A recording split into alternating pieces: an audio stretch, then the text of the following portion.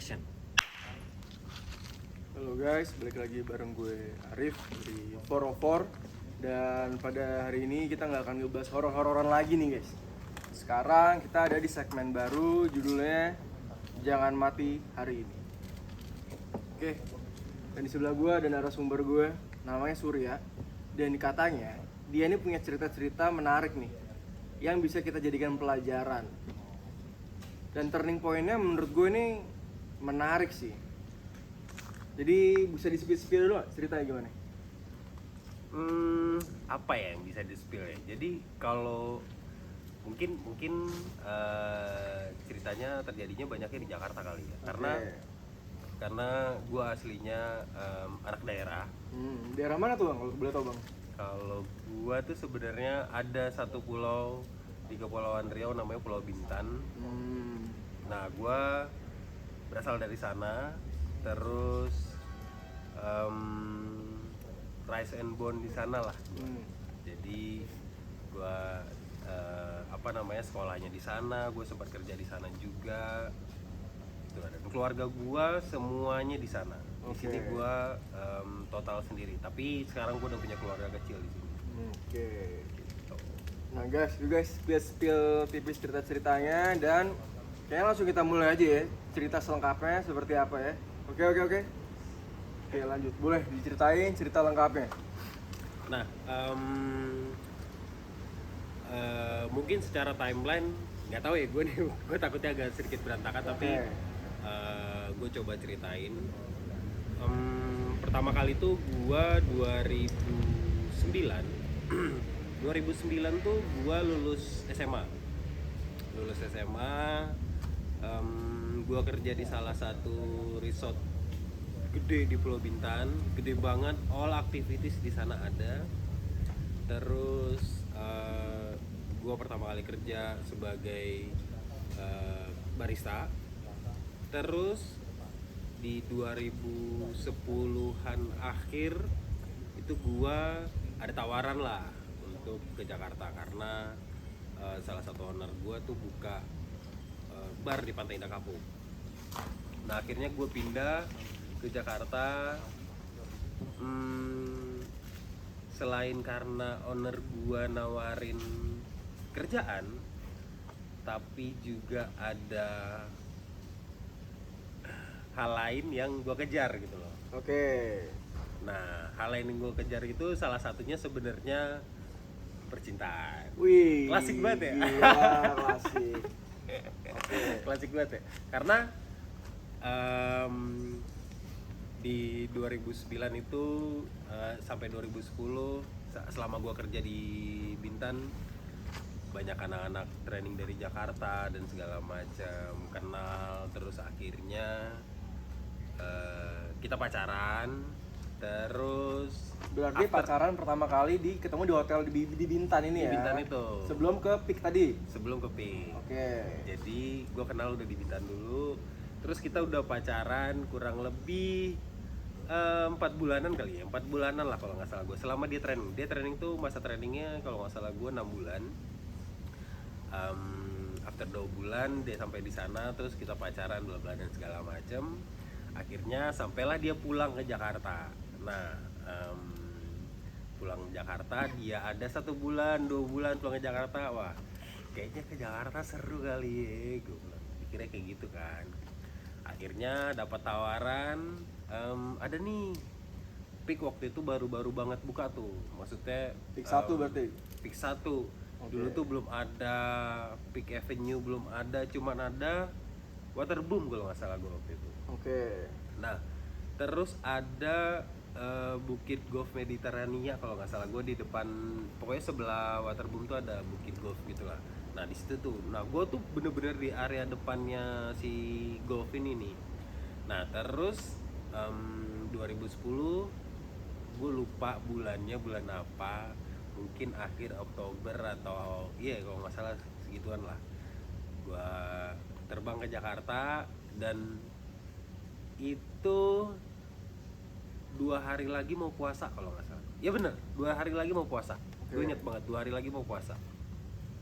Gue ngasih tahu bokap nyokap gue itu gue mau ke Jakarta itu H-1 H-1 abis itu di sana ya biasalah, orang daerah pasti ngerayain kayak syukuran apa dan segala macam, selamatan biar gue selamat di sini, didoain lah gue di sana gitu. Kira gue berangkat ke Jakarta sendirian, diongkosin sama owner gue ke Jakarta. Sampai Jakarta di bandara dijemput lah sama si pacar gue ini, sampai ke tempat kerjaan gue dapet tempat tinggal di atas tempat kerjaan gue. Di situ gue dapet kurang lebih 3 bulanan di tempat kerjaan gue yang pertama di Jakarta itu. Nah habis itu gue pindah, ada 2 tempat lagi lah gue pindah. 2 tempat loh, gue nggak nyampe, cuman 1 tempat. Dari Pik, habis itu gue ke daerah Selipi, Senayan dan sekitarnya lah. Gue tinggal daerah-daerah Selipi situ lah. Nah, gue dapet di situ kurang lebih 3 bulanan. Di Selipi itu? Di daerah Selipi situ. Adalah salah satu bar di daerah situ lah. Nah, gue di situ akhirnya 3 bulan ya gue udah mulai betah lah di Jakarta gitu kan. Udah mulai enak lah. Gue ngekos di salah satu kosan di belakang Selipi Jaya. Terus kos-kosan gue itu nggak terlalu gede lah, kecil lah. Tapi semenjak gue tinggal di Selipi Jaya itu, gue sebenarnya udah ngerancang pengen bikin sesuatu lah di Jakarta. Gue pengen buka kedai kopi, tapi bukan coffee shop, tapi bukan warkop. Udah kebayang lah konsepnya seperti apa. Nah, equipment itu udah mulai gue cicil, dari mangkok apa dan segala macam, sendok-sendokan, equipment gue, semuanya di kosan lah gue kumpulin jadi satu. Bahkan bahan waktu itu kalau nggak salah udah sempet gue beli deh bahan. Ada beberapa bahan yang udah gue beli gitu. Gue ngincernya pengen buka di daerah Cibubur. Kenapa di Cibubur? Karena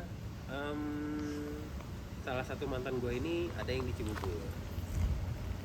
Ini cewek yang sama tadi? Cewek yang sama yang gue terbang ke Bintan, ke Jakarta ini. Jadi berarti konteksnya udah jadi mantan atau masih pacar pada saat itu ya? Pada saat itu masih. Masih. Nah, dan dia masih kuliah waktu itu, belum lulus lah. Nah terus gue udah ngumpulin equipment dan segala macam, udah banyak banget lah di dalam kos-kosan gue itu. Pada akhirnya after 3 bulan gue kerja di tempat ini, belum nyampe 3 bulan, ada perkara lah di bar gue, ada kasus lah. Jadinya banyak teman-teman gue satu bar, ada kurang lebih 12-an orang gitulah, itu layoff. Barnya itu gue tinggalnya daerah Selipi tapi barnya di daerah Senayan. 12 orang itu layoff semuanya berbarengan, termasuk atasan gue langsung itu layoff barengan. Nah after layoff, 1 hari setelah layoff, gue ke tempat teman gue lah, pengen nyari kerjaan lah. Gue bawa ransel isinya sertifikat gue, ijazah gue yang asli semuanya, fotokopian ada di tas gue. Terus gue cuman bawa 1 celana, kaos, ada kemeja juga, terus sama celana dalam gue lah. Udah tuh that's it lah. Pokoknya untuk gue 2 hari atau 3 hari lah. Nah terus gue berangkatlah ke sana. Tapi sebelum gue berangkat ke sana, sebelum gue layoff, itu udah ada perkara lah gue sama si pacar gue ini. Jadi gue udah mencium bau-bau perselingkuhan lah. Nah gue udah mencium itu karena pasti ketara gitu kan. Tapi gue berusaha untuk denial itu gitu loh.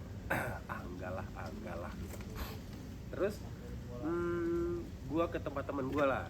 Tempatnya ini ada di daerah Tangsel lah, kos-kosan temen gue. Gue berangkat ke sana terus untuk mencari pekerjaan tadi. Oke. Apapun, dengan bawa semua tas tuh dan isi-isinya iya, ya. betul. Oke. Yang bener-bener cuma satu ransel doang, masih inget banget ranselnya tuh ransel Volcom warna hitam, inget Volcom banget. ya. Volcom. Oke. Ori. Iya. Gue masih inget banget Oh, itu. udah highlight guys, Ori, Volcom Ori.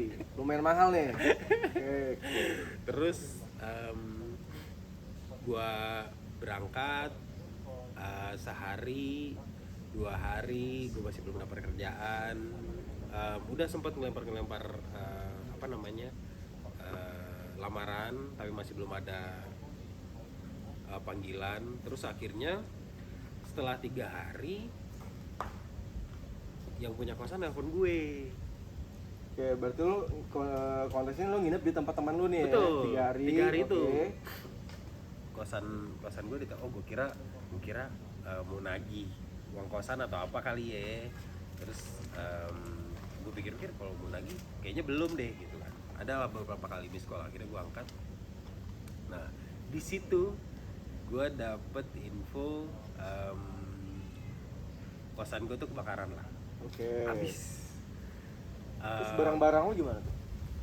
Barang-barang gue tuh Yang tadi lu cicil itu tuh. habis semuanya. Semuanya. Setotal satu kosan tuh habis. Oke. Dan Jadi, lu tinggal bawa si ransel dan isi-isinya iya, itu betul. ya. Oke. Jadi gue cuman tinggal satu ransel gue itu, terus gue nggak punya apa-apaan lagi lah selain itu gitu loh.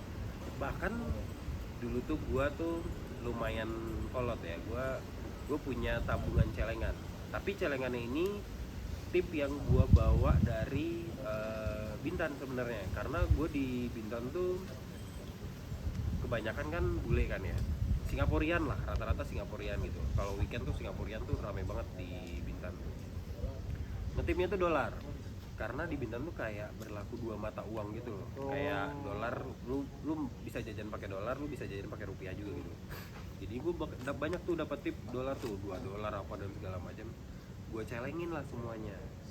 Mungkin kalau secara in total nggak nyampe ratusan juta lah ya, puluhan juta ada tuh di celengan gue masih inget banget. Dan itu kebakar. Dan itu rencananya duit itu mau gue pakai untuk kedai kopi gue gitu loh, rencananya duit itu gitu loh. Terus pada akhirnya udahlah, hilang lah semuanya. Keluarga gue nggak ada yang tahu, pacar gue yang bikin gue ke Jakarta pun nggak tahu gitu loh, masih belum, karena gue belum ketemu, jadi gue belum sempat cerita.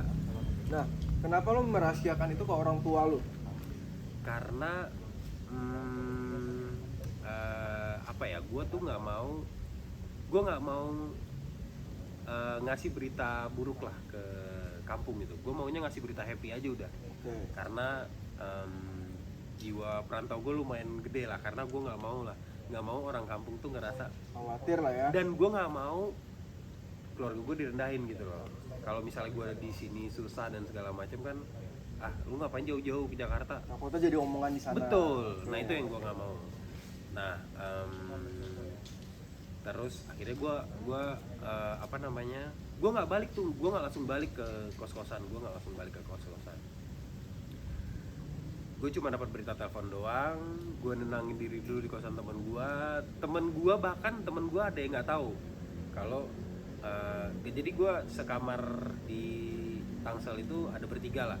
Salah satu temen gue ini nggak tahu, yang satunya tahu gitu. Gue udah lemes banget tuh, selemes-lemesnya. Tapi gue masih berusaha senyum, ceria dan segala macam gitu. Tapi ya secaur itu juga gue nggak bisa nyimpen juga pada akhirnya.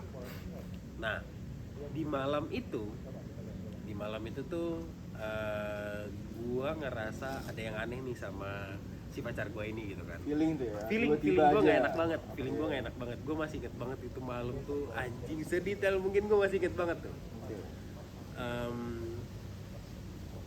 Gue kayaknya harus ke tempat cewek gue deh gitu kan. Gue harus ke rumah cewek gue deh gitu. Akhirnya gue minjem motor temen gue dari Tangsel. Gue dari Tangsel ke Jakarta Timur kan. Ke Jakarta Timur, gue berangkat. Pas gue nyampe di depan, jadi rumahnya di depan rumahnya tuh ada kayak pos gitu, pos kamling gitu loh, tapi nggak ada orang gitu loh. Gue jam 10 malam lah, gue kesana, terus apa namanya, gue SMS lah, zaman itu masih SMS. Handphone gue apa ya waktu itu ya, gue lupa deh, kayaknya siapa Nokia gitu, gue lupa deh. Oke, antara dua itulah. Jadi gue SMS kalau gue udah di depan rumah, terus akhirnya nggak dijawab, terus gue telepon juga nggak diangkat, terus gue nunggu dari jam 10 malam, jam 9 malam sampai jam 1 malam lah. Gue nunggu sampai jam 1 malam. Itu nunggu di depan pos kamling itu, dari jam di 10 pos kamling sampai itu. jam 1 malam. Iya. Dan kenapa waktu itu lo nggak coba hubungin cewek lo aja, ngabarin gue depan rumah lo nih, gitu nggak? Udah. Oke, tapi Gue nggak keluar. udah bilang tapi nggak keluar. Gue udah SMS duluan. Makanya lo nungguin sampai jam 1 iya, itu. Gue nungguin tuh karena bokapnya lumayan inilah, tapi gue sama nyokapnya lumayan asik sebenarnya. Pas di saat itu tuh ada bokapnya gitu, gue agak nggak enak gitu kan.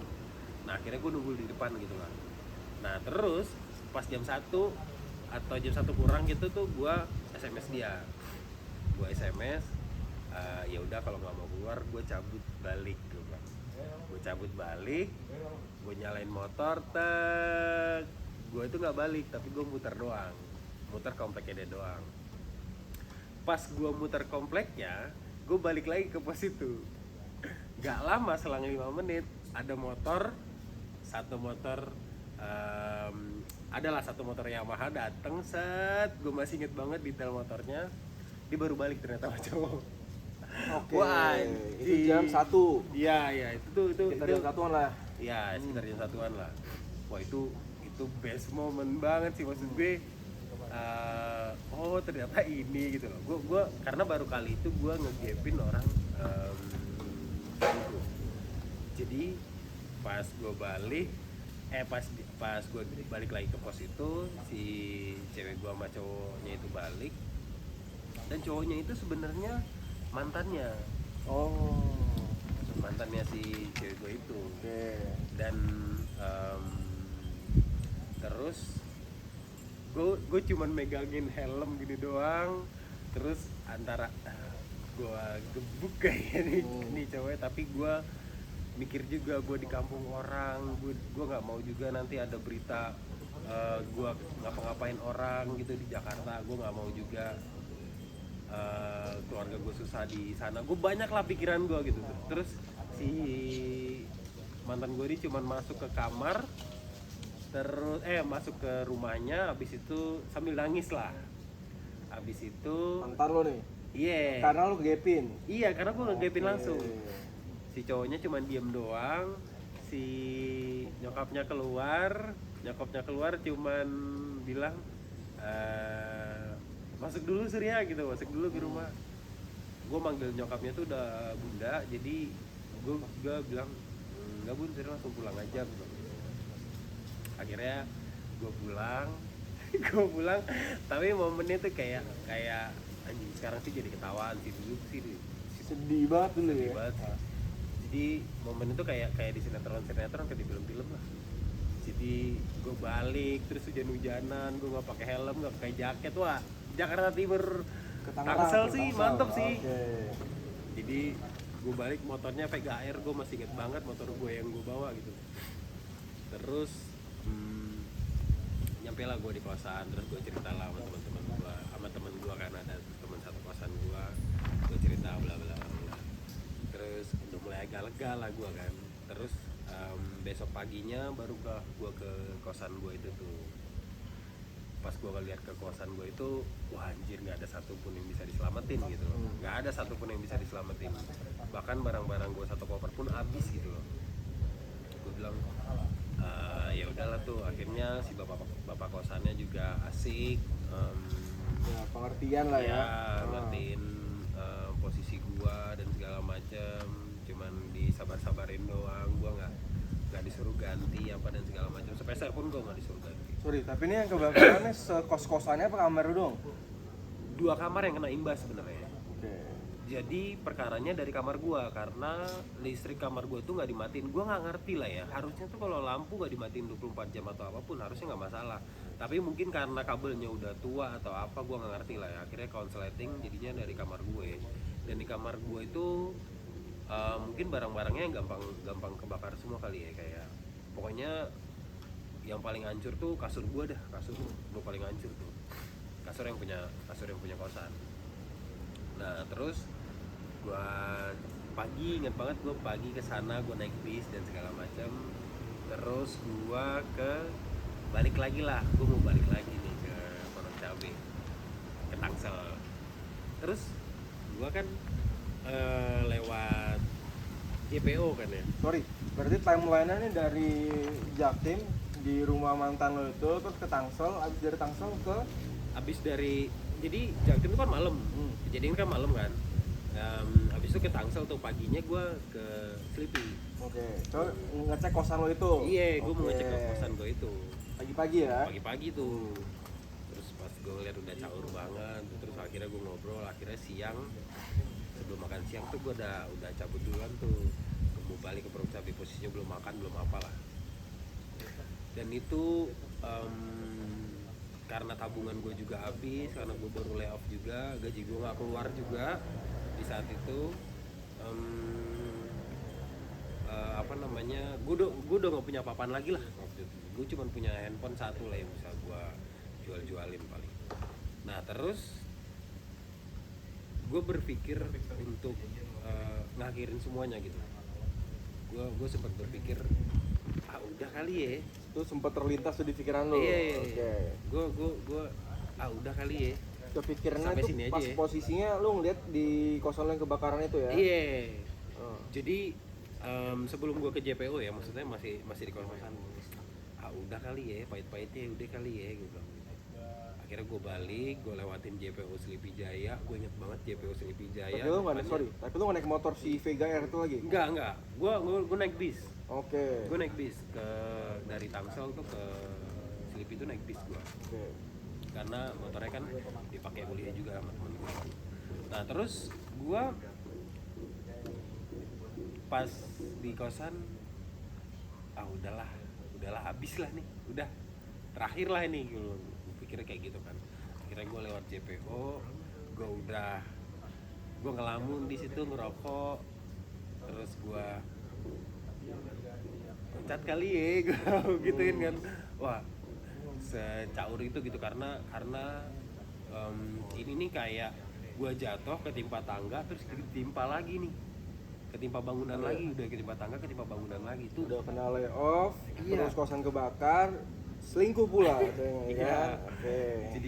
Jadinya bertubi-tubi gitu kena ke gua gitu kan. Pada akhirnya udah kali ya, gua akhirin aja kali ya semuanya ya, gua bilang gitu kan. Lama tuh gua mikirnya tuh, dan orang lewat-lewat aja, nggak ada yang care lah, karena posisi gue cuma ngeliatin gini doang nih, cuma ngeliatin jalanan doang. Itu jalanan bawahnya udah tol. Terus titik baliknya itu gua nggak mau loncat tuh karena gua di Jakarta tuh single fighter. Gua nggak punya keluarga sama sekali. Gue cuma punya teman-teman gua yang baik sama gue. Terus keluarga gua semuanya di Bintan. Iya, gue nggak punya keluarga sama sekali di Jakarta. Jadi gue bener-bener harus gimana fighter di Jakarta dengan sendiri ya gitu. Tapi gue nggak mau bikin malu keluarga gue juga gitu loh. Gue panjang lah pikirannya. Pada akhirnya gue kebayang, gue nggak tahu ya ini terserah ya orang mau berpikirnya seperti apa. Tapi gue ngerasa tuh ada banget yang ngebisikin gue tuh, ada banget. Gue terdengar jelas banget di mata gue, di kuping gue gitu. Kayak kalau lo loncat, pokoknya bisikannya tuh kayak kalau lo loncat lo nggak kasihan sama bokap nyokap lu gitu. Gue cuman kebayang muka bokap nyokap gue doang gitu. Suara siapa itu lo nggak tahu? Gue nggak tahu. Nanti bisikan aja gitu ya? Iya, gue kedengaran bisikan gitu aja gitu. Terus pada akhirnya gue kebayang muka bokap nyokap gue nggak mau pulang dalam kantong mayat gitu, gue nggak mau.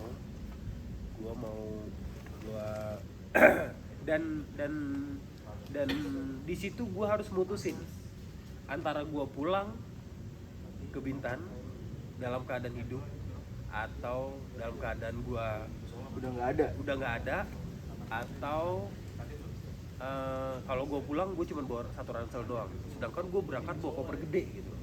Dan gue ada pride-nya di situ. Gue agak mungkin malu lah, gue bakal bikin malu keluarga besar gue gitu. Terus pada akhirnya gue nggak jadi mengakhiri semuanya. Akhirnya gue ngelanjutin hidup gue lagi. Dari situ gue naik bis, gue pulang ke Tangsel, gue nggak langsung pulang ke kos-kosan. Dan gue itu posisinya masih numpang sama teman gue itu.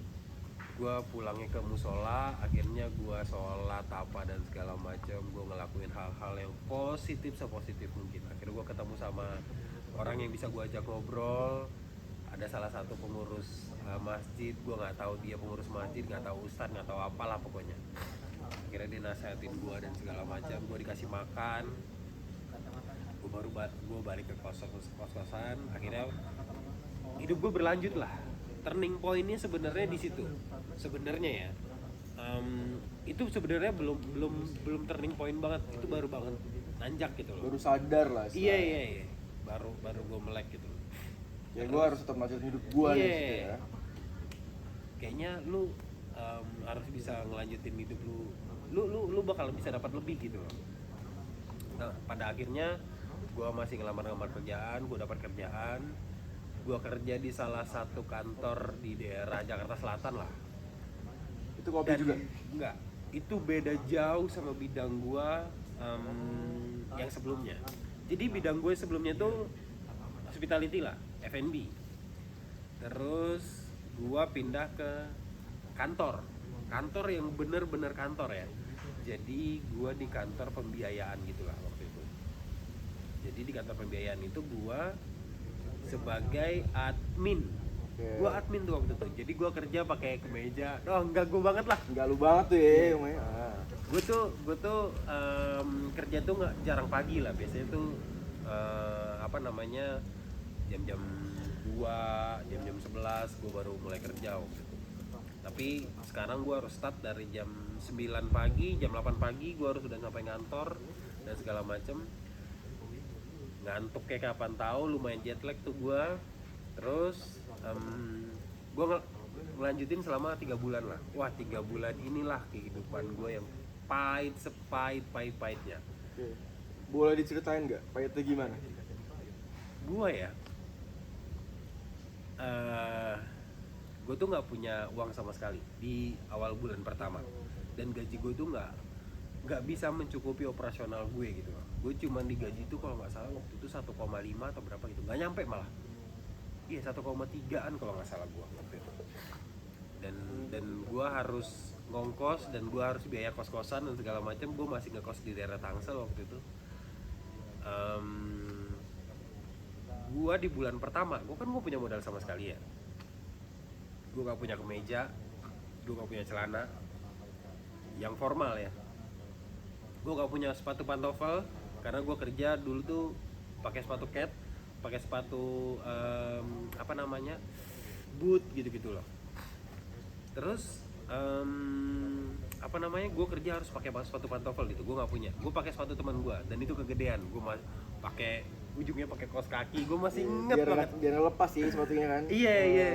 Terus gue berangkat kerja.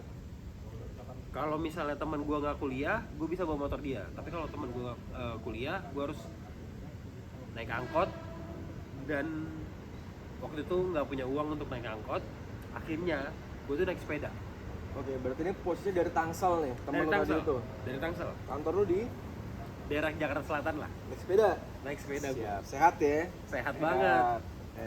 Back to work, benar. Nah, terus jadi gue misalnya berangkat nih, habis sholat subuh gue berangkat, gue nyampe kantor, gue bisa mandi tuh di kantor. Nah, terus tapi sebenarnya seger gitu, enak gitu loh. Cuman lumayan ya, berasa ya ngantuk. Jam 9, jam 10-nya tuh lumayan ngantuk banget karena kecapean kali ya, karena belum terbiasa. Nah, itu terus berulang selama 1 bulan gitu. Dan gua sampai kena asam lambung dan segala macam itu di bulan pertama gue kerja itu tuh, karena ya gue nggak punya buat makan dan segala macam, gue nggak punya.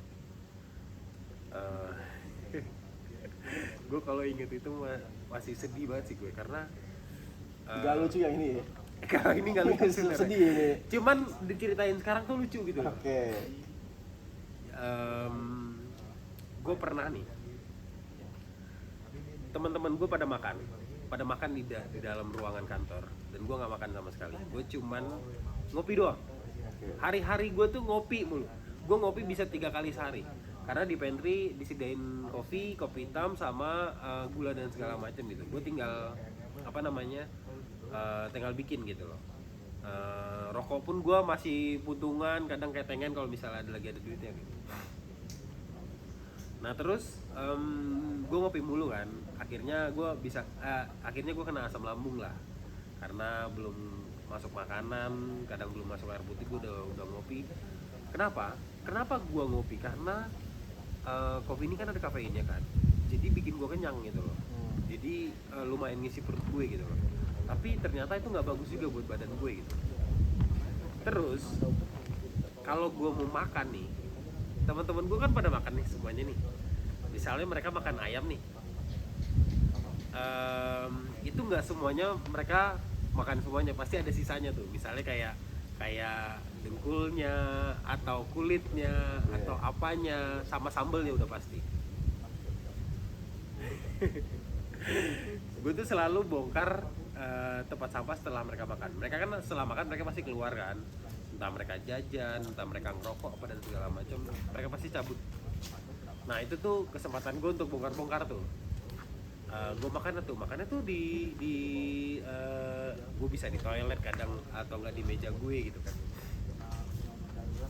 Gue makan tuh, makanan favorit gue adalah dengkul ayam. Aduh. Dan itu masih jadi favorit gue sampai sekarang. Gue tuh nggak pernah gue sisain makanan gue sedikit pun. Seenggak enak apapun pasti gue habisin. Karena lebih menghargai makanan lah. Iya, gue lebih menghargai makanan dan lebih bersyukur sekarang gitu. Karena gue masih bisa makan enak gitu loh. Seenggak enaknya makanan nih, misalnya gue makan di warteg gitu, terus makanannya nggak enak banget nih. Seenggak enaknya tuh makan, gue nggak pernah bilang itu makan nggak enak. Lumayan kok gitu, karena nggak tahu ya, kalau lu ini kayak apa ya, kayak lu nanamin di pikiran lu, kalau lu keseringan bilang makanan gak enak, lu nggak bakalan dapat makanan enak terus gitu loh. Paham. Kalau menurut gue ya, tapi gue nggak tahu lah itu menurut orang. Gue tuh kayak ngerasa makanan yang gue dapat hari ini tuh adalah rezeki dari Allah nih. Jadi ini harus gue syukurin gitu loh. Bentuk syukur gue adalah, yaitu gue harus ngabisin ini makanan. Nih ya, waktu gue di kerjaan, gue pernah di salah satu coffee shop gede di Jakarta lah. Gue pernah sampai diomongin sama teman gue, buset makanannya sampai pucet misalnya makan ayam nih, tulang ayamnya sampai pucet banget sih katanya gitu. Kayak sampai kering banget gitu, karena gue semenikmati itu gitu loh. Karena gue ngerasain titik terendah gue gitu loh. Titik terendah gue makan yang seadanya, apa aja gue makan gitu. Terus ini balik lagi nih, sorry balik lagi ke yang tadi bulan pertama itu tadi kan, yang gue makan dengkul apa dan segala macam. Gue hampir tiap hari tuh dapat dengkul ayam. Gue cuma makan sama sambal doang. Nasinya udah pasti pada habis. Terus bahkan karena gaji gue ini nggak mencukupi kebutuhan gue, akhirnya gue tuh makan itu kayak bener-bener gue iritin banget lah. Cuman makanan yang bisa gue iritin. Kos-kosan nggak bisa dong, gue bayar cuman setengahnya doang. Ongkos gue nggak bisa dong bayar cuman setengahnya doang. Yang bisa gue saving ya cuma dari makan doang. Gue kadang selama 3 bulan itu ya, selama 3 bulan itu gue pernah Makanan favorit gue tuh ada dengkul ayam. Itu yang pertama. Yang kedua tuh adalah taro sama nasi. Taro. Kerupuk taro lu tau gak? Oke. Iya. Nah, snack taro itu tuh harusnya taro bisa tuh jadi brand ambassador. Bisa.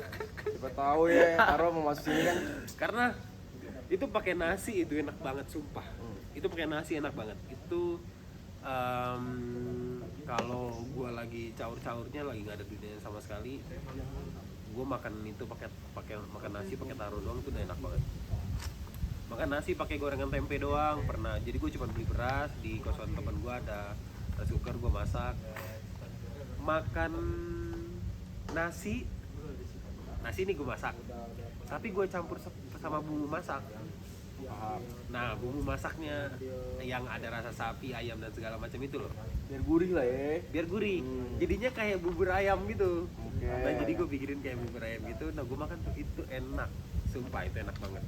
Tapi gue nggak pernah makan yang kayak cuma nasi sama garam gitu, gue nggak pernah. Mungkin habis segmen ini kita udah Suri lagi buat bikin konten masak-masak ya. bisa. Karena gue lumayan banyak bereksperimen lah waktu itu. Dan enak tuh ya. Enak. Itu lumayan mengisi perut gue lah hari-hari gue. Nah terus ya itu gue makan seadanya banget lah. Gue makan pokoknya warteg gitu ya. Gue tuh jarang banget ketemu warteg gitu. Jarang banget gue. Kalau makan di warteg pun pokoknya budget gue cuma 10.000 aja. Kalau makan di warteg.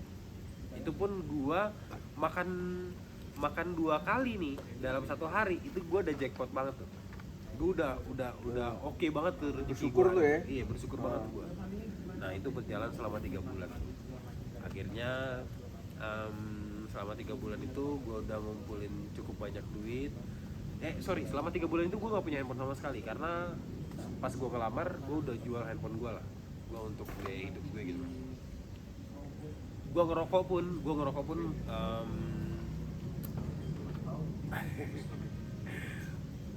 beli ketengan. Habis itu gue bakar tuh satu batang itu bisa tuh berapa kali bakar gitu. Bisa tuh gue tuh. Dulu nih waktu gue kerja, waktu gue di Bintan, gue tuh nggak pernah lepas dari rokok putih. Ada salah satu rokok putih yang mahal banget lah sekarang. Itu gue selalu beli itu, dan gue nggak pernah ngisep kayak rokok yang merah putih yang biasa anak-anak muda rokok tuh. Gue nggak pernah. Gue tuh selalu rokok putih. Sekarang tuh ada yang gold. Jadi pas gue lagi caur-caurnya itu, ya gue ngerokok apaan aja lah, jarum apa dan segala macam, semuanya gue isep. Manis gak manis gue isep. Nah terus kalau misalnya gue udah gak ada sama sekali nih, kan masih ada putung-putungannya nih, tembakonya bisa gue kumpulin nih, bisa gue linting lagi. Jadi dari sisanya tuh lu kumpulin, lu linting. Iya. Ya, pokoknya gimana lah, gue kepengen banget ngerokok lagi. Kreatif mungkin lah ya pada saat itu ya. Kreatif mungkin. Padahal mah bisa ada pilihan, lu gak usah ngerokok gitu loh.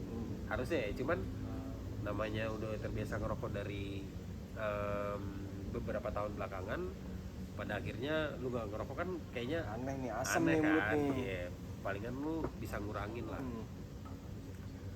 Terus udah kayak gitu selama 3 bulan berjalan. Akhirnya itu kan selama 3 bulan gue probation kan. Terus ditanyain gue mau lanjut probation atau enggak. Gue gak mau lanjutin, gue mau balik lagi ke dunia hospitality gue. Akhirnya gue dapet di salah satu coffee shop terbesar lah di dulunya di Jakarta, bisa dibilang dunia. Jadi disitulah turning point gue bisa sampai ke titik sekarang gitu. Jadi salah satu tempat yang besar ini gue anggap kayak kampus lah buat gue. Gue belajar banyak hal di sana, tentang perkopian, tentang hospitality, tentang manajemen, semuanya gue pelajarin. Dari gimana caranya buka satu coffee shop sampai jadi gede, gimana cara brandingnya, gimana cara marketingnya, tuh gue banyak belajar di situ. Dan gue banyak ketemu orang-orang hebat lah di situ. Terus dari situ gue mulai naik, mulai nanjak karir gue.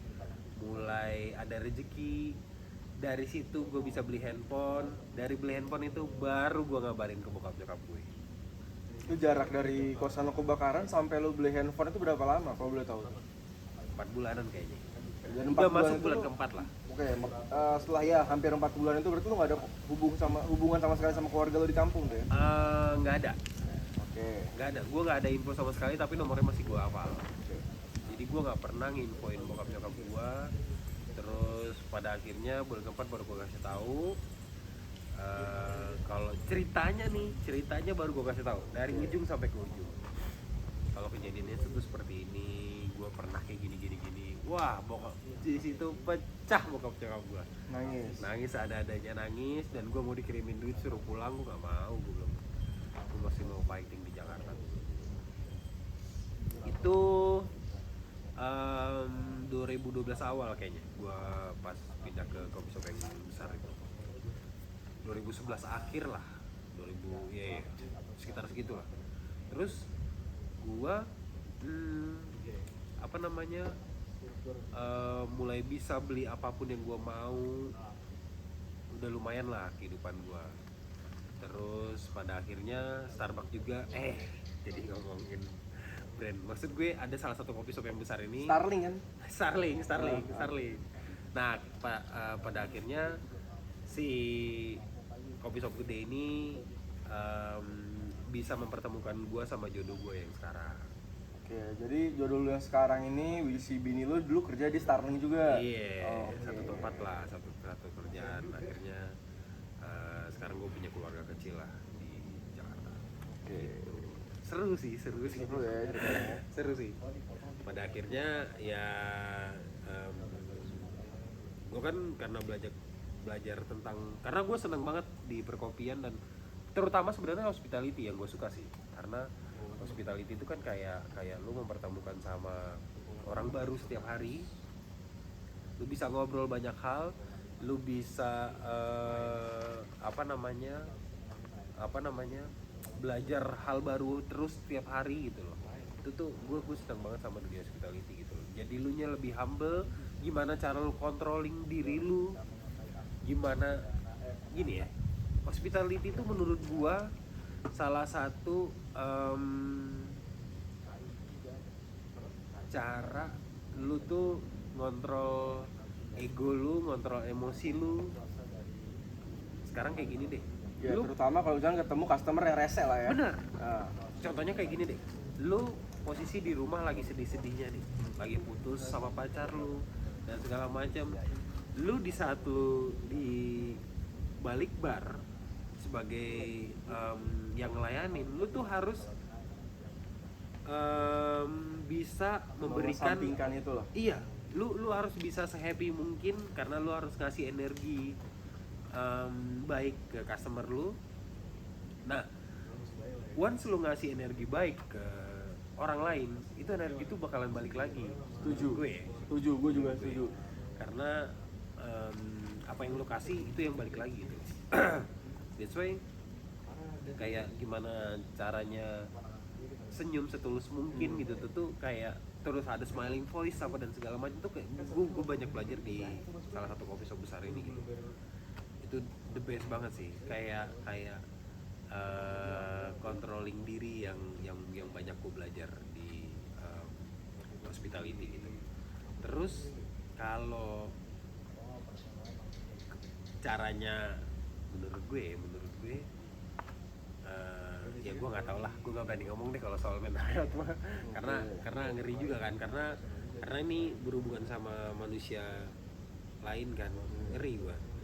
Jadi ya gitu sih kalau gue mah. Hospitality itu salah satu cara lu untuk belajar untuk mengelola emosi lu lah. Iya. Controlling ego dan segala macam, gimana lu kerja dalam satu tim. Itu lumayan, gue banyak belajar di situ sih. Di salah satu kopi shop besar ini. Oke, berarti sekarang kesibukan lu ngapain? Kesibukan gue sekarang, gue udah nggak terikat sama perusahaan, gue udah nggak terikat sama orang, karena dari kopi shop yang besar ini gue sempat pindah ke hotel, Gua pernah di salah satu hotel besar di Jakarta, bintang 5 luxury. Itu gua jadi the only one barista and the first barista at salah satu hotel Jakarta ini. Jadi karena hotel ini tuh baru mau mengembangkan kopinya gitu loh. Jadi gue cabut dari coffee shop yang besar ini, gue pindah ke salah satu hotel ini. Habis itu gue pindah lagi ke roastery. Habis itu gue pernah jadi coffee konsultan juga. Habis itu gue pernah buka coffee shop bareng sama temen gue. Terus ya dengan pengalaman itu pada akhirnya udah kali ya gue sendirian aja kali ya gitu. Pada akhirnya gue sekarang kesibukannya gue nyuplai biji kopi ke coffee shop sama ada hotel juga, salah satu hotel di Jakarta ya, bintang 4 bintang 3 lah. Jadi gue cuma nyuplai coffee shop doang, tapi di saat gue nggak ada orderan, nggak ada ngerosting dan segala macam, gue tuh masih nyari kesibukan lain. Gue tuh ngegokar, ngegrab juga, ojek online lah ya. Tapi gue gokar apa namanya, mobil. Jadi kalau bisa di setiap detik gue tuh dibayar gitu, ada menghasilkan uang lah, karena gue punya anak istri kan gitu sih. Oke guys, ceritanya nih menarik banget ya buat pelajaran kalian gitu kan. Ya mungkin ada yang rasa gitu saat ini berada di titik terendahnya, dan ya kalian tetap harus berusaha gitu untuk kehidupan yang lebih bagus, terutama untuk diri kalian sendiri. Dan terakhir nih dari Surya nih, mungkin ada kata-kata atau nasihat mungkin untuk penonton kita nih, atau ya yang sedang mengalami keterpurukannya gitu, Kalau biar bisa semangat menjalani hidup loh. Kalau kata-kata dari gua apa ya? Karena gini, titik terendah manusia itu kan beda-beda ya. Kita tuh ngalamin masalah, contohnya ya, gua nggak bisa beli makanan, itu titik terendah gue misal gitu. Tapi ada nih titik terendah orang, gue berantem sama bokap nyokap gue, anjing itu lebih nggak ada apa-apanya anjir gitu dibanding gue gitu loh, gue yang sendirian di sini nih. Tapi gue nggak bisa menyepelekan itu juga, karena titik terendah orang kan beda-beda tuh. Kalau pesan dari gue, jangan mati dulu deh. Jangan mati dulu. Hidup masih seru. Teruslah hidup ya, walaupun satu hari lagi ya. Iya. Intinya lu jangan pernah menyerah dengan apa tujuan lu ya. Iya. Gitu sih. Apapun kondisi lu sekarang, apapun posisi lu sekarang, seterpuruk apapun lu itu, jangan mati dulu deh. Hidup masih seru. Sumpah hidup masih seru. Lebih asik hidup ya. Iya, bener.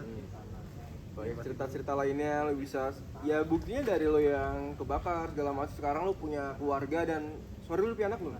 Udah punya anak satu. Udah punya anak, udah jadi ya hidup yang jauh lebih bahagia ya daripada saat-saat itulah ya. Tuh guys. Jadi please banget buat kalian yang merasa sedang di titik terendah kalian, teruslah berjuang sampai kalian bisa menemukan kebahagiaan diri kalian sendiri. Oke guys. Ada lagi nggak dari Surya? Gak ada. Semoga bermanfaat. Semoga bermanfaat ya guys. Oke, kita tutup aja segmen ini ya. Oke, bye. Thank you. Bye bye. Thank you.